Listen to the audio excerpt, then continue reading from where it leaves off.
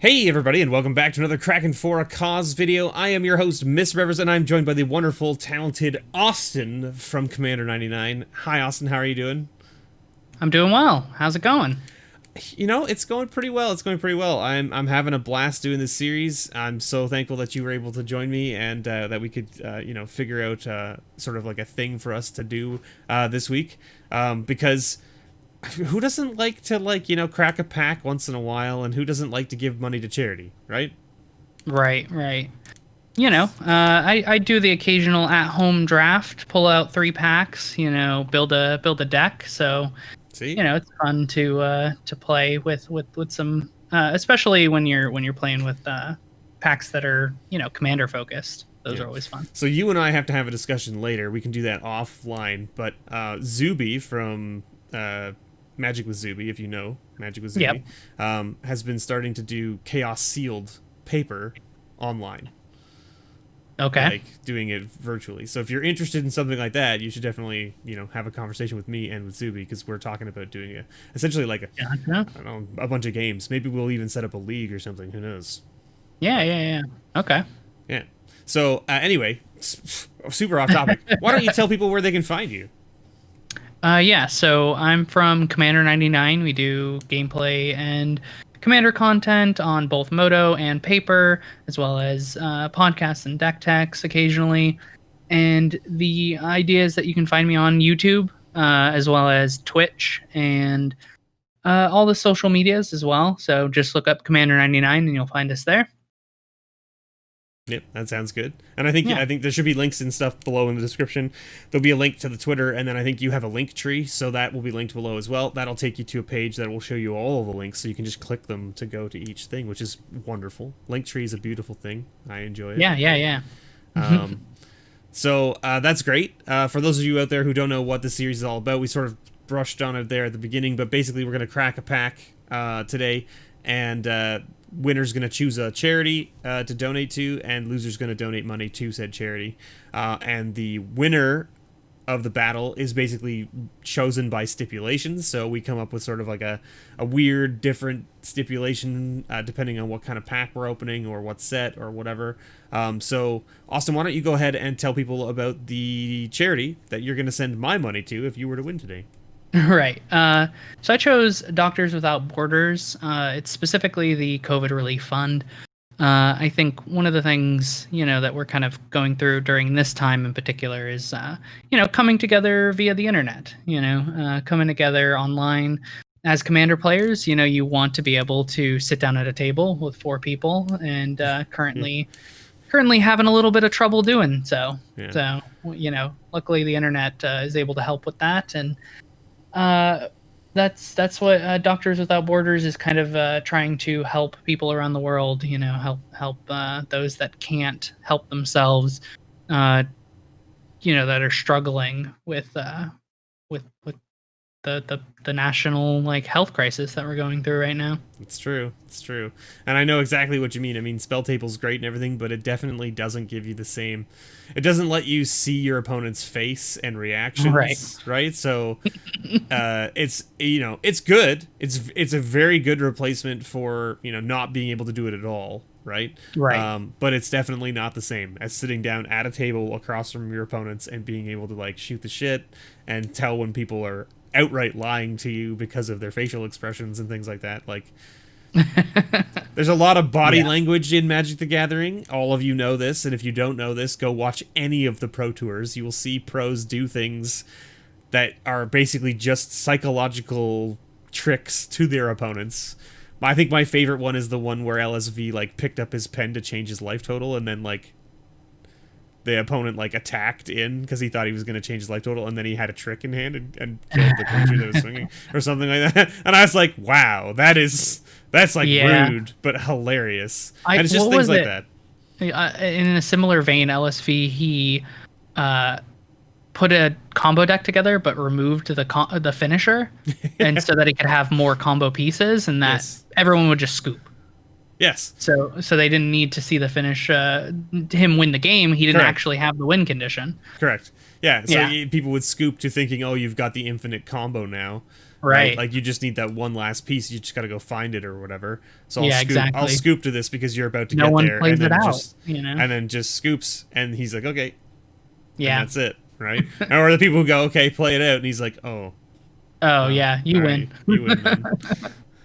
Yeah. Yeah, It's great. yeah, good stuff, good stuff. Anyway, so again, off topic, but my charity this week is going to be the Halton Down Syndrome Association, which is a nice little association in my hometown, which helps children and families who have kids with Down syndrome or special needs, and they basically just do a bunch of like social work with the kids and the families and provide services that maybe necessarily weren't available but are required or needed to help the development of those kids, right, and help the parents and the kids maybe like get along or understand each other better, because there's a lot of things with learning, right, that you can do Right. differently that you might not know as a parent with a child with Downs, that you can do all these things that are so much different, right, that will actually create that bond and that communication layer a lot better between you and your child, right, which is great, right? It's just a phenomenal little organization, and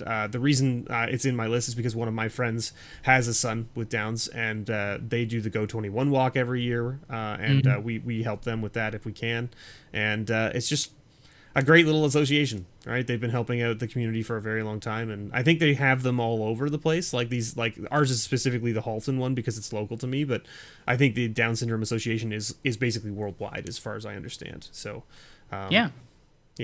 check it out. There should be links below in the description to both of the charities. But that being said, why don't we get into what our pack is today, which is, of course, Austin decided he wanted to go with some Dominaria.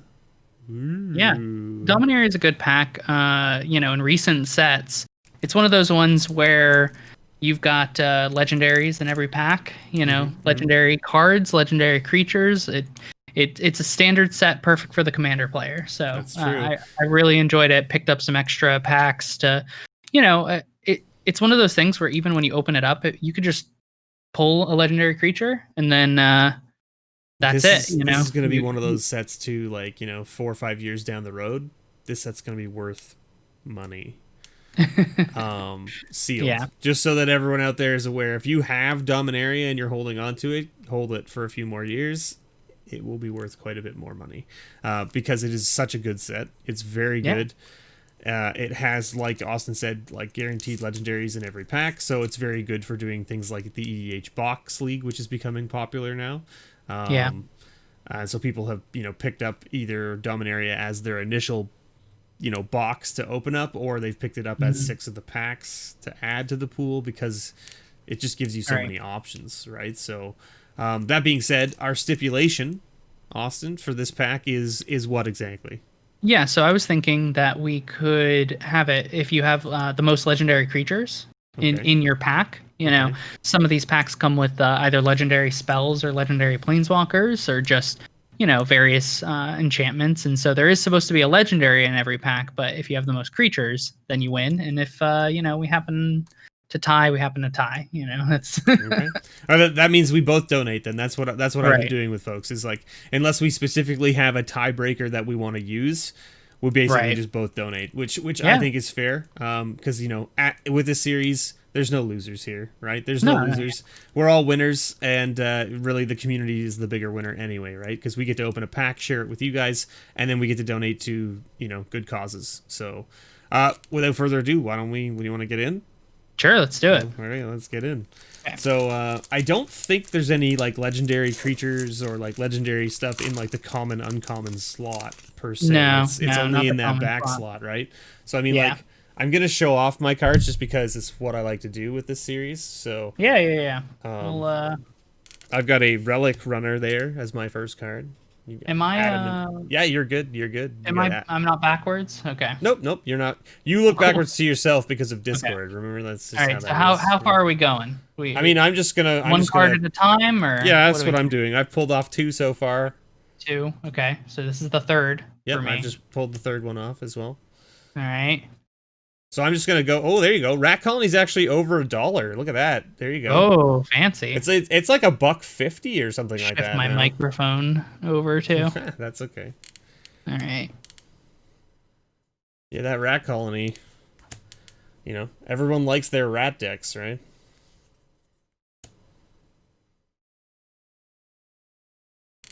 Okay, are you at uncommons yet? I'm not quite I'm there about yet. to be.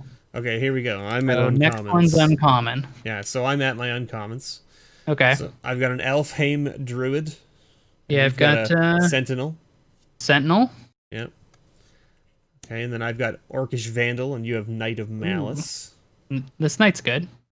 Oh, okay. Here we are. We're at our rare. All right, so neither of us got a legendary creature. Yeah. But here's the problem. Your rare's not legendary, which means you have a legendary creature behind that, probably. Yeah, probably. Whereas my rare is legendary, and it's a Helm of the Host.